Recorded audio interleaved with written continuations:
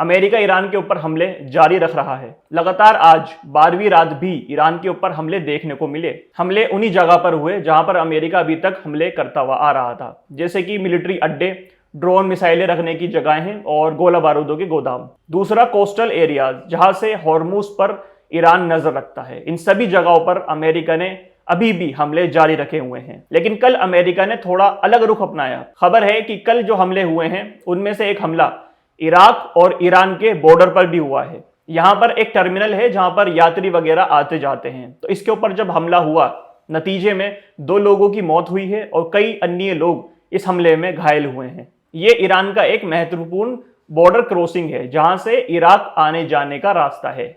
Iran का दावा है कि अमेरिका उन जगहों को भी निशाना बना रहा है जहां पर अमेरिका ने पहले हमला करके ब्रिजेस और पावर ग्रिड्स को खराब कर दिया था। अब जब ईरान इन सारी जगहों पर दोबारा से काम करके उन्हें बनाने की कोशिश कर रहा है, तब भी अमेरिका इन जगहों पर हमले कर रहा है, जिससे ईरान अपना कंस्ट्रक्शन इन जगहों पर पूरा ना कर सके। मतलब जो मरम्मत ईरान कर रहा है उसको भी अमेरिका खराब करने की कोशिश कर रहा है। और एक बड़ा बयान भी डोनाल्ड ट्रंप की तरफ से ईरान को दे दिया गया है। ये एक तरीके से ईरान को चेतावनी दी है डोनाल्ड ट्रंप ने। डोनाल्ड ट्रंप का कहना है कि जब जब ईरान किसी भी हॉर्मुज के अंदर शिप को निशाना बनाएगा, तब तब अमेरिका ईरान के ब्रिजेस और पावर ग्रिड्स पर हमला करेगा। ट्रंप के इस बयान के बाद ईरान के फॉरेन मिनिस्टर अब्बास अराक्ची का भी एक बड़ा बयान सामने निकल कर आया। अब्बास अराक्ची का कहना है कि ईरान आई टू आई वाली डॉक्ट्रिन को इस्तेमाल कर रहा है। मतलब दोस्तों, अमेरिका की तरफ से हर छोटे बड़े हमले का ईरान बखूबी जवाब देगा। ये चीज तो हमें दोस्तों रोज देखने को मिल रही है। अमेरिका ईरान के ऊपर हमला करता है और फौरन जवाब में ईरान भी अमेरिका के बेसिस को निशाना बना देता है। इसी डॉक्ट्रिन को दोस्तों आई टू आई डॉक्ट्रिन कहते हैं और यही इस्तेमाल कर रहा है ईरान अमेरिका के खिलाफ। ईरान की IRGC ने दावा किया है कि उसने जॉर्डन के अंदर C-RAM नाम का एक रेडार सिस्टम और थार्ड मिसाइल डिफेंस सिस्टम को बिल्कुल तबाह कर दिया है। यह दावा IRGC ने कल के हुए हमले में करा है। सवाल उठता है दोस्तों, कब तक ये दोनों देश एक दूसरे के ऊपर इसी तरह से अटैक करते रहेंगे?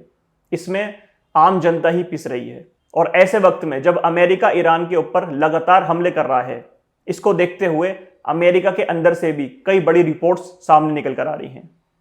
अमेरिका की एक रिपोर्ट्स के अंदर बताया जा रहा है कि तकरीबन अमेरिका में 70% लोग इस जंग के खिलाफ हैं। मतलब सिर्फ 30% लोग ही इस जंग को सही कह रहे हैं, बाकी के 70% लोग, अमेरिकी जनता, इस जंग के सख्त खिलाफ है। उनका कहना है कि अमेरिका ने फालतू में ईरान के ऊपर हमले अब दोबारा स्टार्ट कर दिए हैं।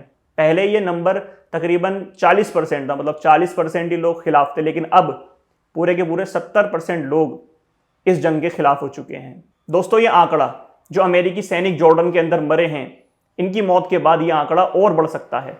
अभी तो ये 70% है, हो सकता है कल ये 80-90 भी पहुंच जाए और फिर अमेरिका के ऊपर प्रेशर अमेरिका के लोग बना सकते हैं इस जंग को रोकने के लिए। दूसरी तरफ अमेरिकी secretary of state mark Rubio की तरफ से भी एक बड़ा बयान सामने आया है। एशियन फॉरेन मिनिस्ट्री मीटिंग में मार्को रूबियो ने कहा है कि ईरान मिडिल ईस्ट का सबसे अमीर देश बन सकता है, लेकिन उसकी लीडरशिप अपना पैसा देश की तरक्की के बजाय हजबुल्ला, हमास और हूती जैसे आर्म ग्रुप्स पर खर्च करती है।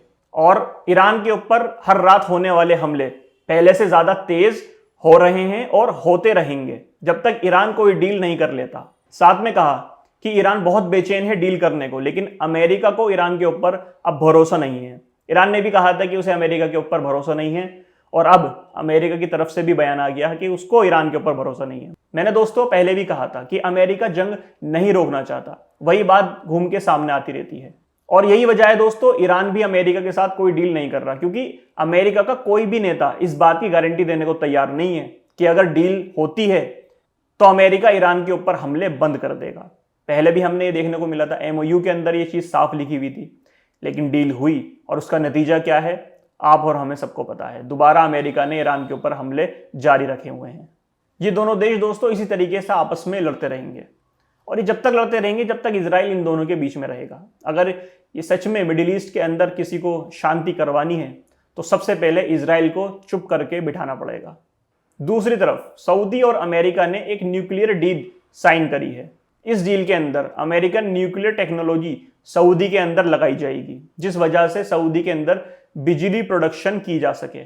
लेकिन दोस्तों, इस डील को लेकर भी इजराइल के अंदर बहुत चर्चा हो रही है। इजराइल के पूर्व प्रधानमंत्री का कहना है कि इस डील की वजह से रीजन के अंदर और भी देश न्यूक्लियर की रेस के अंदर दौड़ पड़ेंगे। और साथ ही में कहा कि सऊदी और अमेरिका की ये न्यूक्लियर डील इजराइल के लिए एक बहुत बड़ा खतरा साबित हो सकती है। यहां पर दोस्तों मैं एक बात आपको क्लियर करना चाहता हूं, ये सारे इजरायली सिर्फ यही चाहते हैं कि मिडिल ईस्ट के अंदर सिर्फ और सिर्फ इजराइल को हक है न्यूक्लियर पावर को यूज करने का। अगर कोई और देश न्यूक्लियर पावर को यूज करता है तो उसे इजराइल के लिए ये लोग खतरा बता देते हैं। अब सऊदी अरब तो पहले से इनका पिट्ठू है। अब ये देखना होगा कि डील कामयाब होती भी है या नहीं। अगली खबर भी सऊदी की तरफ से ही आ रही है। बाबल मंडप में हूतियों ने सऊदी के 2 बड़े ऑयल टैंकर पर हमला कर दिया है। हमला क्रूज मिसाइल से हुआ था, जिस वजह से दोनों जहाजों में आग लग गई। हालांकि क्रू मेंबर को किसी तरह की कोई हानि इस हमले में नहीं पहुंची है। एक टैंकर का नाम एनसीलिया था और दूसरे टैंकर का नाम लेला।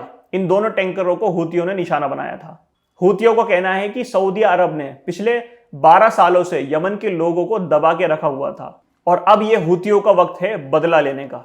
दोस्तों, इस हमले की वजह से दुनिया भर के अंदर ऑयल की बहुत दिक्कत आ सकती है, क्योंकि पहले स्ट्रेट ऑफ हॉर्मोज भी बंद है और अब बाबल मंडप की तरफ से भी ऐसे हमले की खबर की वजह से वहां से शिप्स वगैरह जाने से कतरा रहे हैं। इस हमले के बाद दोस्तों तेल के दाम भी बढ़ चुके हैं। पहले ये $80 प्रति बैरल चल रहा था और अब $96 प्रति बैरल हो चुका है तेल। और आगे अंदाजा लगाया जा रहा है कि अगर हूतियों ने इसी तरीके से बाबल मंडप पर कब्जा रखा तो तेल के दाम और भी आगे बढ़ सकते हैं, तकरीबन $120 प्रति बैरल भी पहुंच सकते हैं। दोस्तों, हमारी तो यही दुआ है कि ये सारे देश सुलह के रास्ते पर आ जाएं और दुनिया को किसी और बड़ी मुश्किल में ना डालें। वीडियो अच्छी लगी हो तो लाइक करिएगा, अपने दोस्तों के साथ शेयर करिएगा। मिलता हूं आपसे एक और अपडेट की वीडियो में, तब तक के लिए अल्लाह हाफिज।